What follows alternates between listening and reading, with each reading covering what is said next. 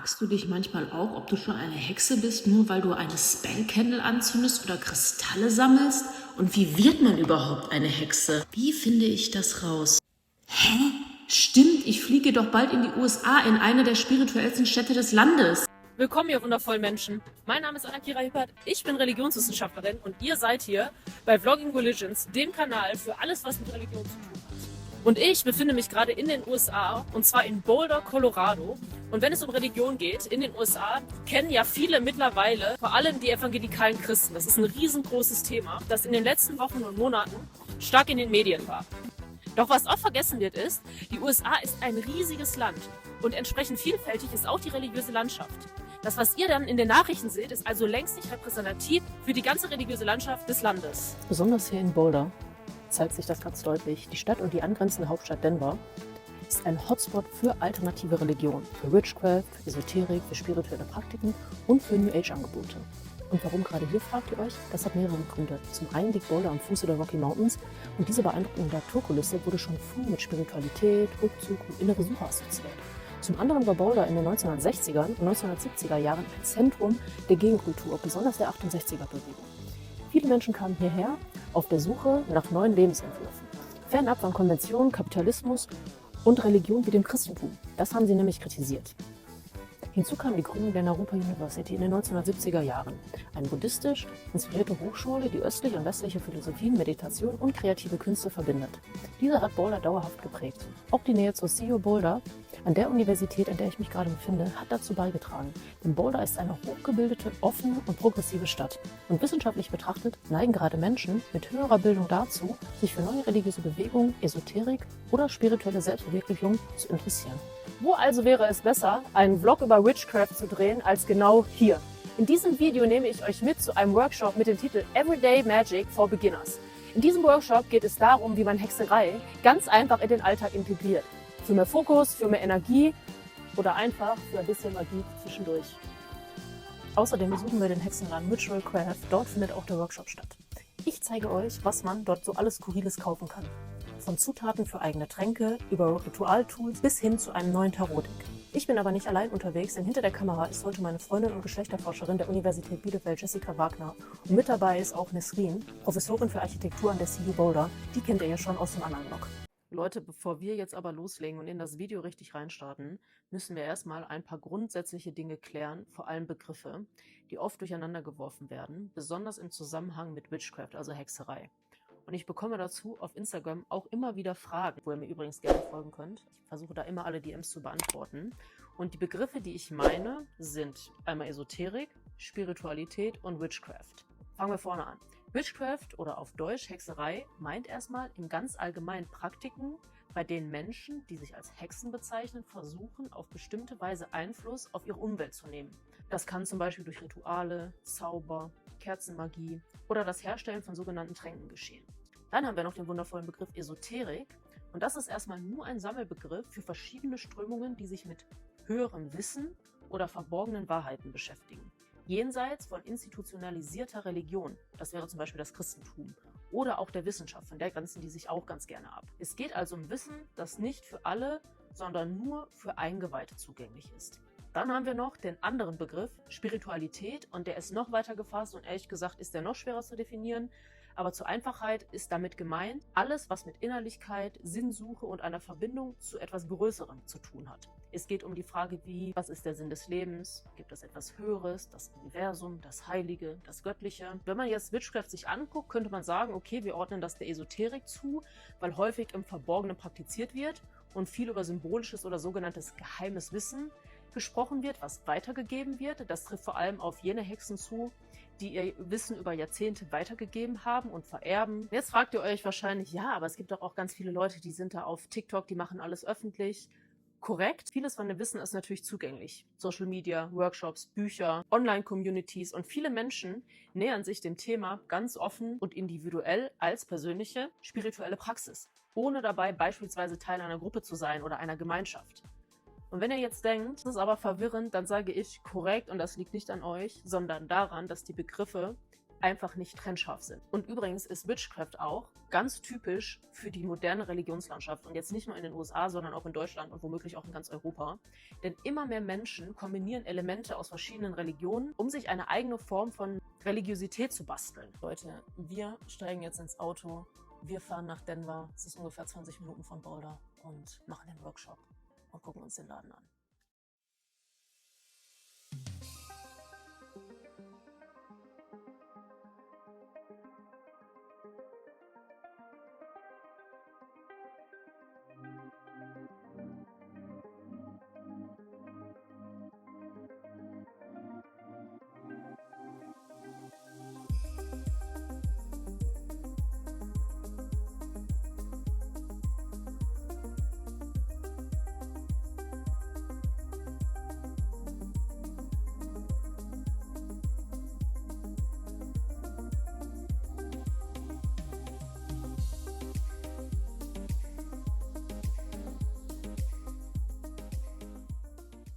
So, this is Nesrin. You already know her from the last vlog.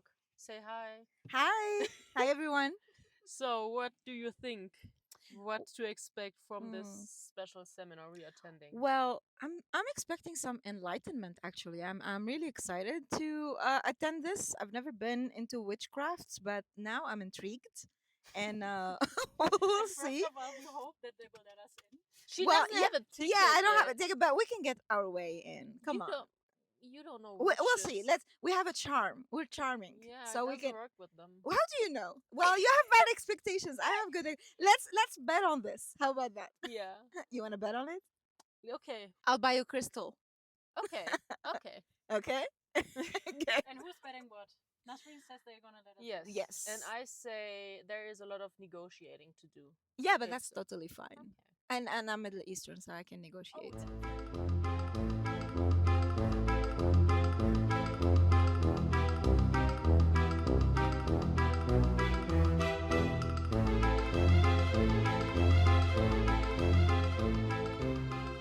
I'm So wir sind im Store. You We are in killed the it. store. We're in the store. How do you like it? The atmosphere. Actually, I like the smell. It's great, right? Yeah, Is it it's- Nakshamba?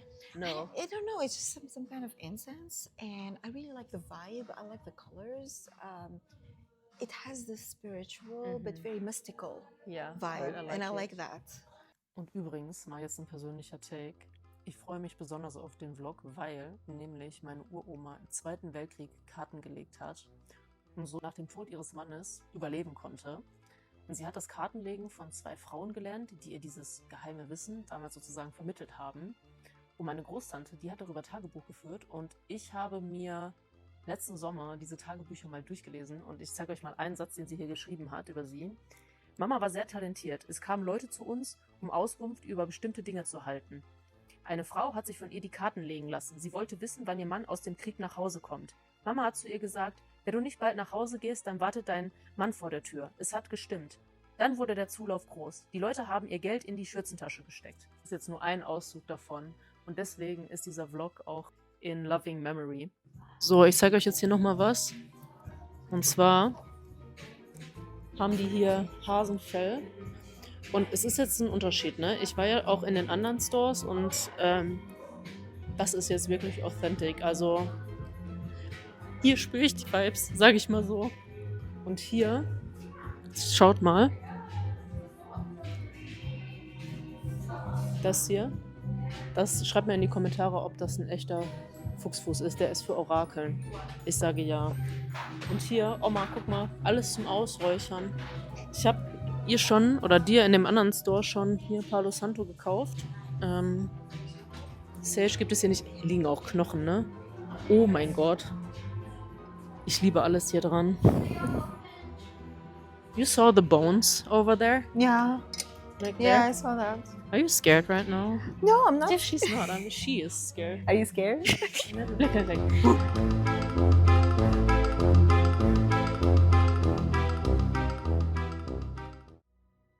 I bought this for my grandma. Does she use it? Yeah, she's using it. Then this is Palo Santo. She's using it too. Oh, really? How does she Yeah. do that?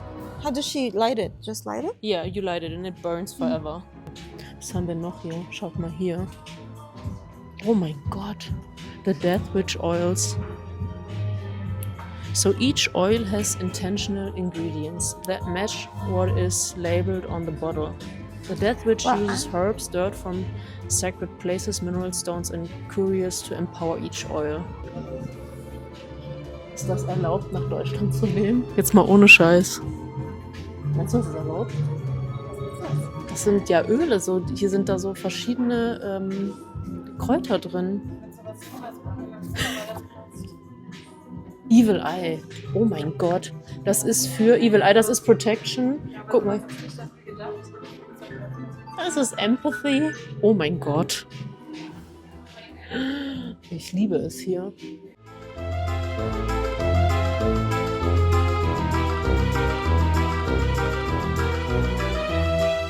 Anna, do you do tarot? Yeah, I can read cards actually. You can? I can. Nice. I can read you the cards. I got cards here. Really? Yeah. Okay, I'd love that. I've never tried that. Guck mal, 4 Seance. Yeah, seance, yeah. Ouija. Oh mein Gott. Ouija, is that how it's called? Can you film? We can bring the spirits. You know? Yeah, I know. Yeah. Who should we summon? See. I'd like to summon somebody nice. Simone de Beauvoir, yeah. I don't know. She's actually very... Marx. So we're gonna buy a gift that binds our friendship together, the three of us. So wherever we are in the world, we'll always remember each other. Cute. And there is no better store than here. Yes. So maybe For we will have bonding. a protective crystal. Yeah. So it will always look over us and protect us wherever we are. Yeah, and then we choose a crystal, and there's a rule. You take the one you feel most kind of attracted to.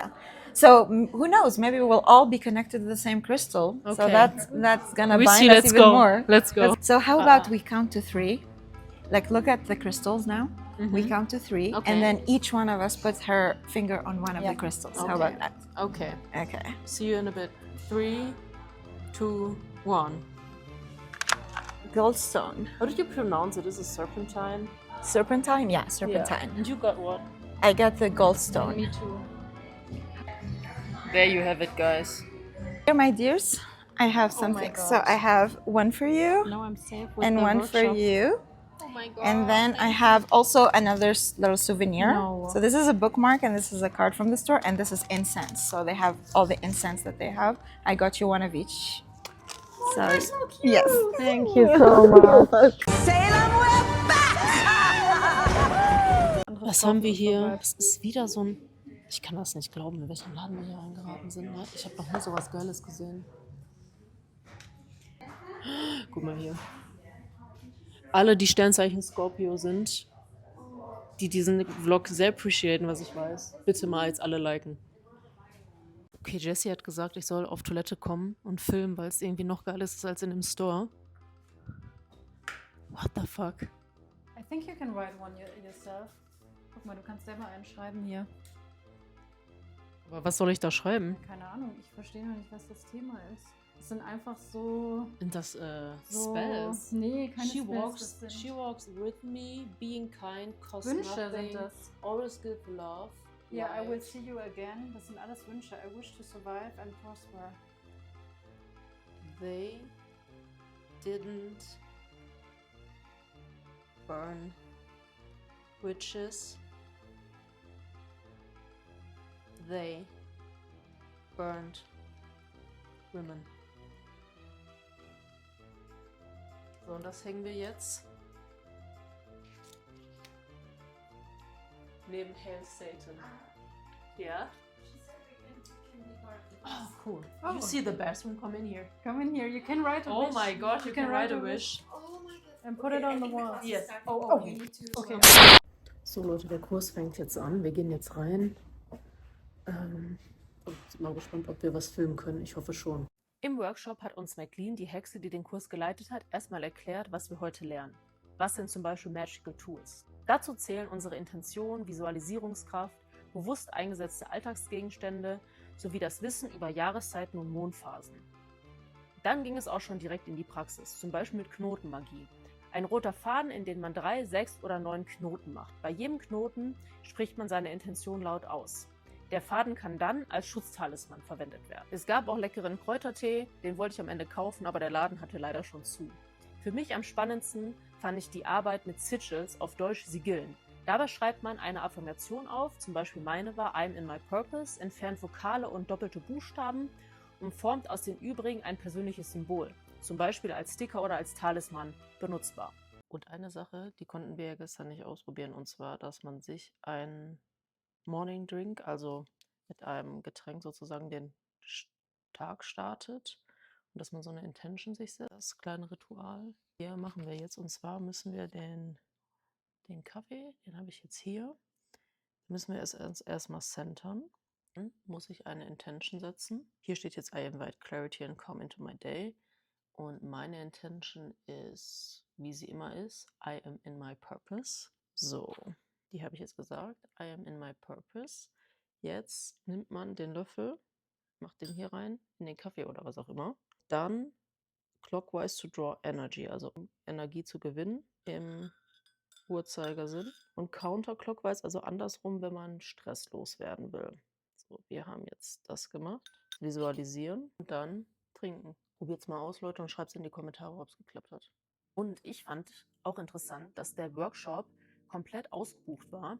Und das zeigt auch nochmal, was ich euch am Anfang gesagt habe, dass solche Angebote immer beliebter werden, weil individuelle Religiosität, individuelle Spiritualität an Bedeutung gewinnt. Gerade in Zeiten von großer Unsicherheit wenden sich auch viele Menschen verstärkt diesen Themen zu. Und das nicht unbedingt im Sinne klassischer Religion, sondern in Form von eigenen Praktiken. Und dass der Kurs in den USA so gut besucht war, spiegelt auch, glaube ich, die Lage im Land wider. Dazu muss ich auch gar nicht so viel sagen, aber womöglich auch die ganze globale Situation, in der wir uns befinden. Und da ist es natürlich für den Menschen auch einfacher oder sagen wir mal niedrigschwellig zugänglich, wenn man seine eigene Art von Spiritualität sozusagen durchführen kann, um schnelle Resultate zu bekommen. Also wenn ich jetzt in eine Kirche gehe zum Beispiel, dann gibt es ja bestimmte Regeln, da gibt es bestimmte Rituale und da sind solche Dinge irgendwie Witchcraft viel, viel niedrigschwelliger.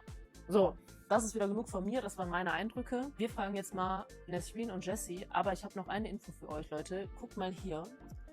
Dieses Tarot-Kartenset, das könnt ihr gewinnen. Und was ihr dafür tun müsst, ist, ihr müsst liken, ihr müsst teilen, ihr müsst kommentieren, ja. Und dann seid ihr im Lostopf für dieses Kartenset. Und der Gewinner oder die Gewinnerin wird von mir circa 3 Wochen, nachdem das Video online gegangen ist, angeschrieben. Also wichtig, liken, teilen, kommentieren und abonnieren. Nur wenn ihr alle Sachen macht, seid ihr sozusagen im Lostopf und wir gucken jetzt mal an, was die anderen beiden zu sagen haben.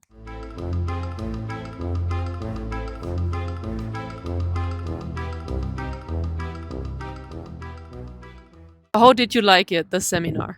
Well, I liked it really much actually. I am not a person who is like very used to going to spaces that are spiritual or sacred or doing any stuff like rituals. So for me it was very new, but I really liked it. I liked the vibe, and I think what could be cool for people to attend it is that they give you like these empowering tools how you can do everything for yourself. You don't need to go to church, you don't need to go to any other sacred place.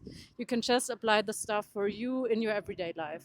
For me, witchcraft is like more like a sacred kind of tradition, and in the workshop, the witch, I think we can call her witch, right? She's a witch. The witch, she House witch. like did these ancient techniques, but with like very modern things. So she did it with the shower, or with the phone, or with the car keys, and so this was a bit off for me. That's great. For me, I like the community aspect. I like the fact that we were strangers sitting in a room and sharing this empowered experience, and most of us were women, so I also like that aspect, that it felt I like that we had a man also in Yeah, there, that was because interesting. I didn't expect, I would have wished to see more men probably in the crowd and hear from them.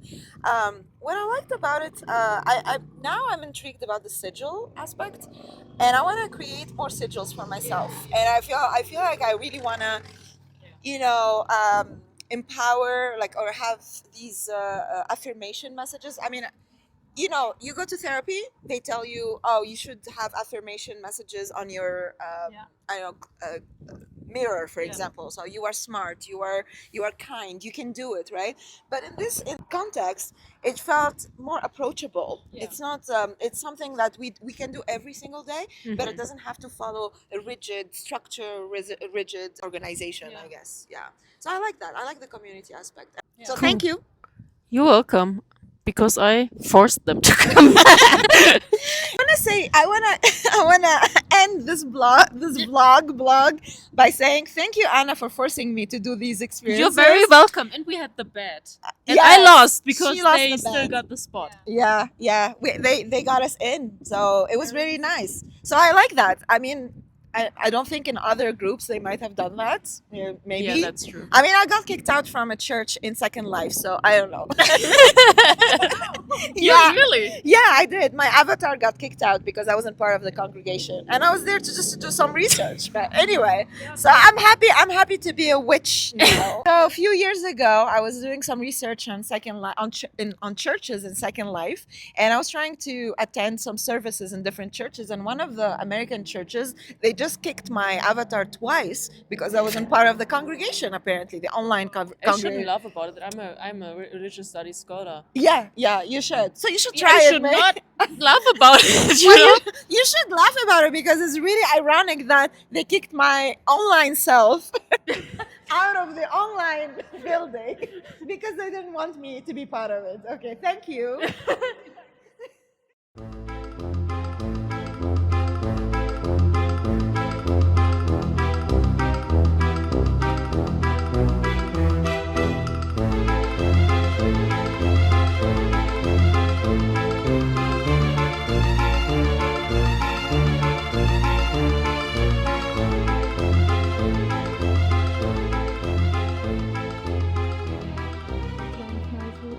Das ist hier unser Zeichen, das sind unsere Begleiter.